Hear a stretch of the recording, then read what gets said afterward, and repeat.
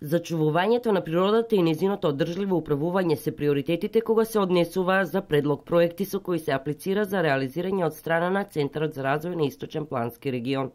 Од 11 општини кои гравитираат во центарот, општина Пробиштип има доставено проект за регулација на течението на река Киселица, кое за време на поплавите е целосно уништено, а со тоа и дел од мостот и околното земјиште. Во моментов е распишан тендер за негова реализација, со што значително ќе се реши и проблемот со кој се соочуваат и граѓаните кои живеат долж течението на река Киселица. Самиот пат над реката е на неколку места веќе целосно подкопан.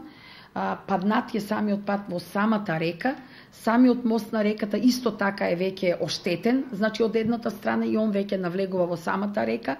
Поплавата нанесла големи штети, бидејќи коритото на реката е плитко и ги поплавила околните куќи, така да по искажувањата на жителите на селото тие неколку дена фактички не можеле да излезат од своите куќи поради нанесените штети и големата поплава. Проектот ќе се реализира со средства од швајцарската амбасада, а во меѓувреме постојат уште 3 слични проекти кои ќе се финансираат од Министерството за финансии и тоа за општините Берово, Виница и Зрновци.